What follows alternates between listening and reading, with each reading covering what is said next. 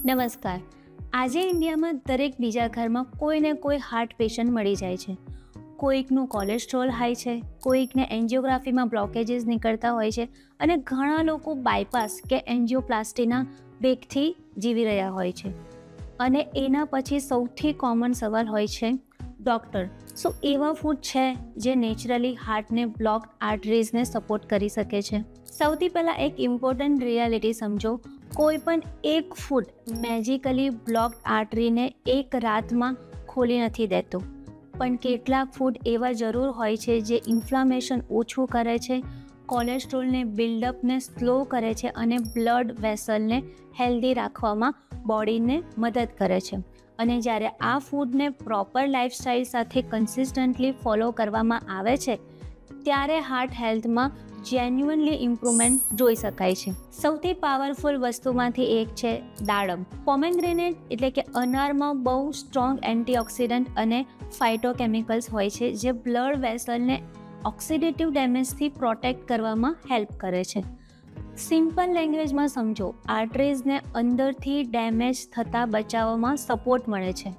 કેટલીક સ્ટડીમાં આ પણ જોવામાં આવ્યું છે કે રેગ્યુલર દાડમ લેવું એ સર્ક્યુલેશન અને વાસ્ક્યુલર હેલ્થને સપોર્ટ કરે છે. એના પછી આવે છે ગાર્લિક એટલે કે લસણ. લસણમાં એલિસિન નામનો કમ્પાઉન્ડ હોય છે જે બ્લડ સર્ક્યુલેશન અને કોલેસ્ટ્રોલ મેટાબોલિઝમને સપોર્ટ કરે છે. આયુર્વેદમાં પણ લસણને હાર્ટ સપોર્ટિવ માનવામાં આવ્યું છે. ઘણા લોકો સવારે રો ગાર્લિકની એક નાની કડી લે છે, પણ ક્વોન્ટિટી અને બોડી ટોલરન્સ સમજવું પણ એટલું જ જરૂરી છે.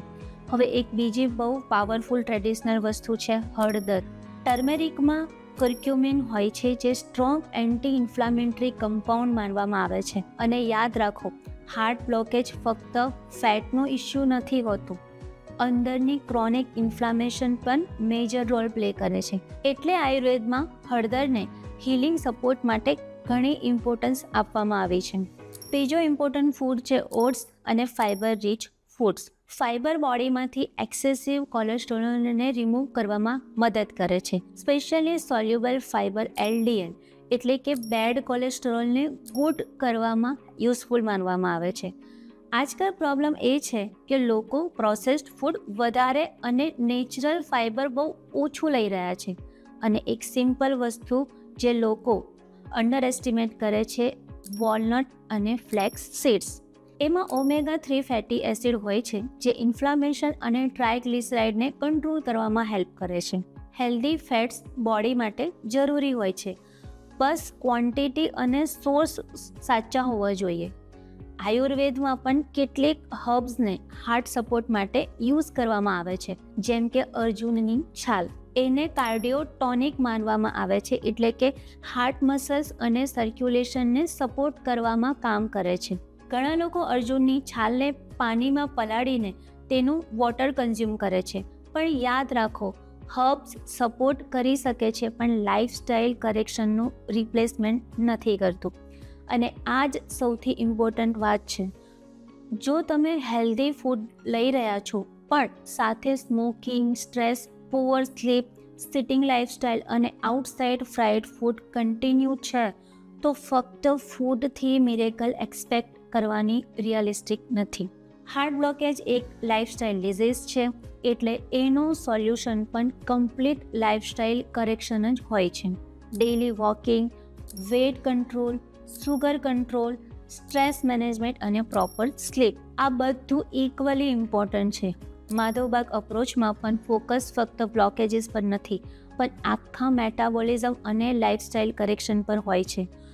તો ફાઇનલ વાત યાદ રાખો, બ્લોક્ડ આર્ટરીઝ એક દિવસમાં નથી બનતું અને નેચરલી ઇમ્પ્રૂવ પણ નથી થતા. કન્સિસ્ટન્સી લાગે છે, પણ જો તમે રાઇટ ફૂડ, રાઇટ રૂટીન અને ડિસિપ્લિન લાઇફસ્ટાઇલ ફોલો કરો છો તો બોડીને નેચરલી હીલિંગ સપોર્ટ મળે છે.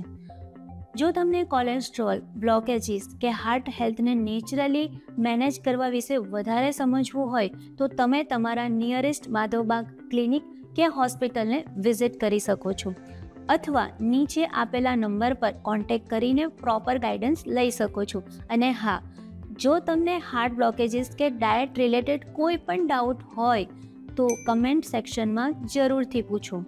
વિડીયો યુઝફુલ લાગ્યો હોય તો સેવ કરો અને શેર કરો, અને આવી જ પ્રેક્ટિકલ હેલ્થ નોલેજ માટે સબસ્ક્રાઈબ કરવાનું ભૂલતા નહીં.